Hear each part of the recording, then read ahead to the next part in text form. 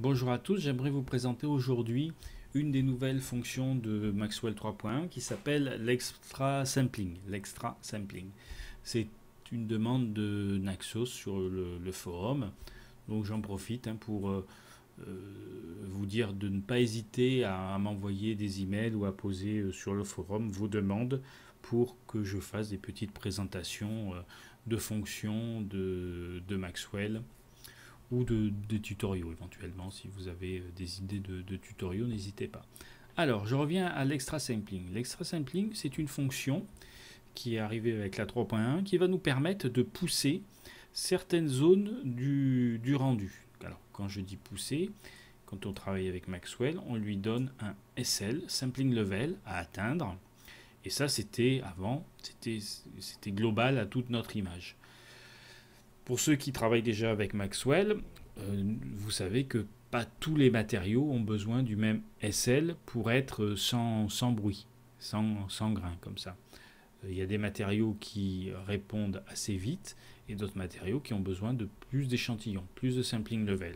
Si je regarde, si je vous montre une image que j'ai faite pour comparer les différents matériaux, voilà, là je commence avec un SL10 et je vais de 2 en 2. 10, 12, 14, 16, 18 et 20. Ok. On voit que sur la symbole, première symbole que j'ai, c'est un métal poli. Je suis assez vite à 12. Je suis pas mauvais déjà. Je dirais que 12, ça va être la limite basse, mais avec un petit post-traitement Photoshop, ça va passer. Sinon, je vais aller jusqu'à 14 et là, j'ai pas de problème. Je suis bon. À 14, je suis bon. Pourquoi? Parce que un matériau comme ça, c'est un matériau très simple pour les moteurs de rendu, quel que soit le moteur de rendu. Un matériau comme ça, un métal poli, la lumière, elle arrive avec un angle et elle va repartir symétriquement par rapport à la normale. Donc, si elle arrive toujours avec le même angle, elle repartira toujours avec le même angle symétriquement.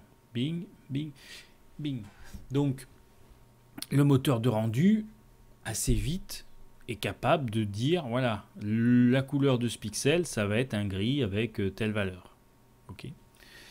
Quand je complique un peu le matériau, pas nécessairement beaucoup, mais j'ai à peine de la diffusion. Là, eh bien, la lumière elle arrive, bing, mais au lieu de repartir symétriquement, elle va repartir presque symétriquement. C'est ce qui va faire le côté diffus.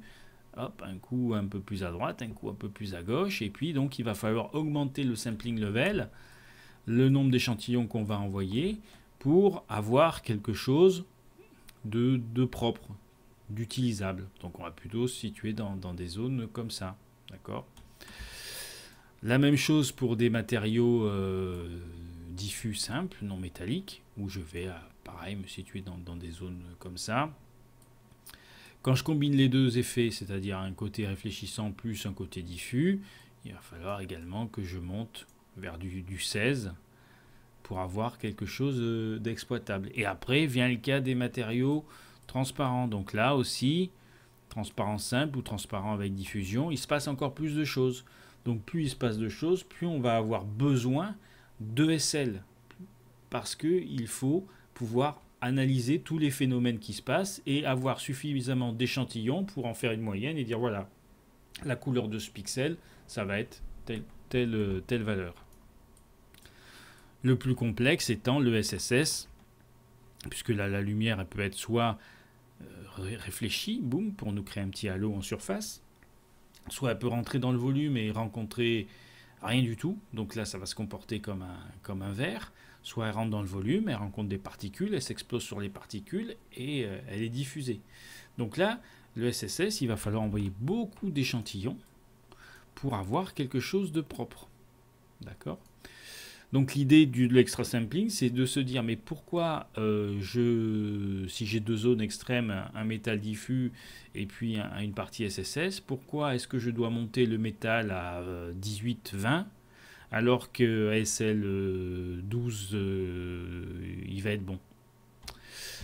Si je reviens dans Studio, comment on va dire ça à Maxwell? Eh bien on va utiliser des masques personnalisés, des custom alpha, pour dire ne travaille que dans cette partie quand tu as atteint tel SL. Alors comment ça fonctionne? Donc je suis toujours dans les rendeurs options. Je vais dans set alpha, channel set alpha, et là je vais créer un nouveau custom alpha, un nouveau channel. SSS. Puisque moi ce que je vais vouloir pousser c'est mon matériau SSS. Je le sélectionne. Je peux soit lui ajouter des objets, donc je pourrais très bien ajouter mon objet patch. Patch. Mais moi je préfère travailler par matériau, donc je vais ajouter un matériau. Je vais ajouter matériau preview. Ok. Donc là, tous les objets qui porteraient le matériau preview dans ma scène vont créer un masque. Là, il n'y en a qu'un.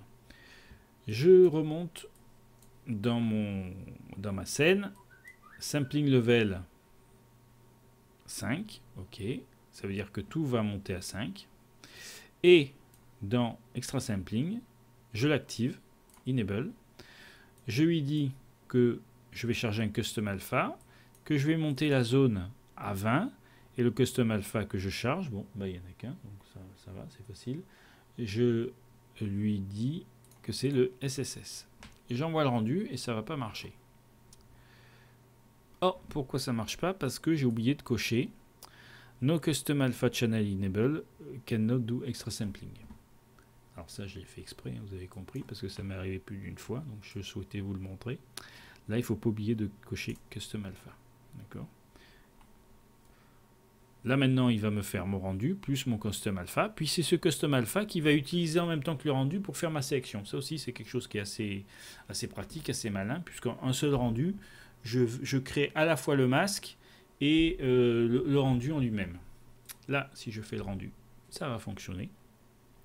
J'ai mis volontairement un SL global petit pour qu'on puisse voir comment ça va se passer. Donc là, le SL global, pour toute la scène, là, il est à 4. Il va passer à 5 dans une dizaine de secondes. Et après, il va travailler, voilà maintenant, il va passer en mode extra sampling. Et il va travailler uniquement sur cette partie-là.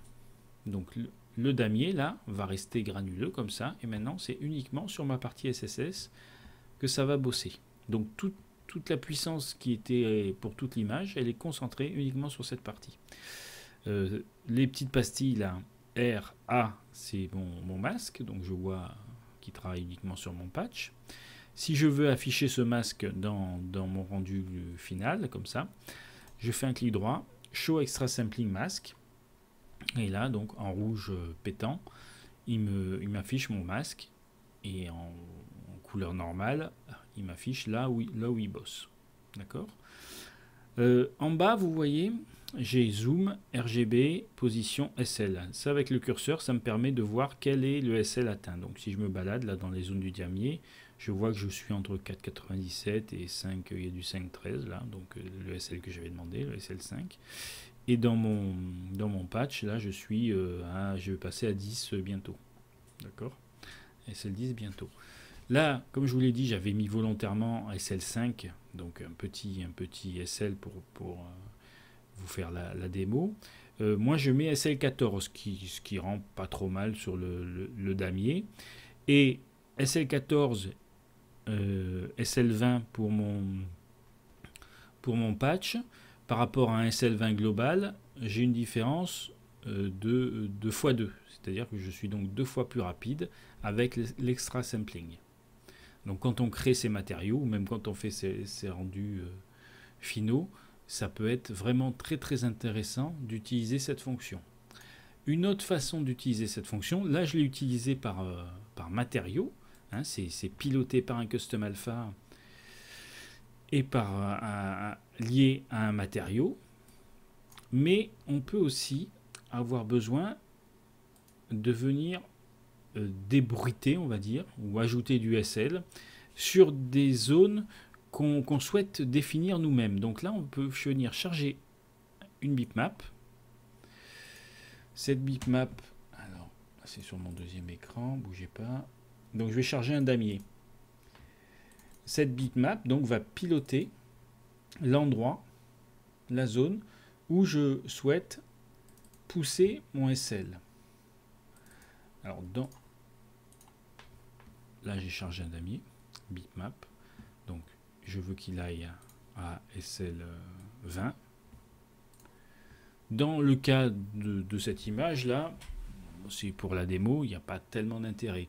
Mais je l'ai déjà utilisé pour des rendus intérieurs et là c'est pas inintéressant. C'est-à-dire que quand ceux d'entre vous qui font des rendus intérieurs, vous êtes aperçu que là où il n'y avait pas de lumière qui arrivait, bah, c'était bien sûr plus long à débruiter. Donc grâce à ce bitmap que je charge et je dessine un peu les zones où il y a du bruit résiduel, ben, je vais pouvoir augmenter la puissance dans cette zone après avoir atteint un certain SL. Donc c'est pour ça que cette bitmap peut avoir l'intérêt. Donc là on voit, vous voyez, là je suis à SL9 et là je suis à mon SL5. Donc imaginez une zone, une pièce avec des spots et puis de la lumière qui arrive pas, qui remonte pas tout à fait vers le plafond. Ben, vous pouvez venir délimiter des zones en noir et blanc et lui dire voilà, viens me travailler un peu plus ces zones là s'il te plaît. Ok pour cet extra sampling. Voilà, comme je vous le disais en début de vidéo, n'hésitez pas à m'envoyer des emails si vous souhaitez que je vous fasse des petites vidéos autour de fonctions Maxwell ou si vous avez des idées de tutoriaux. Merci, à bientôt.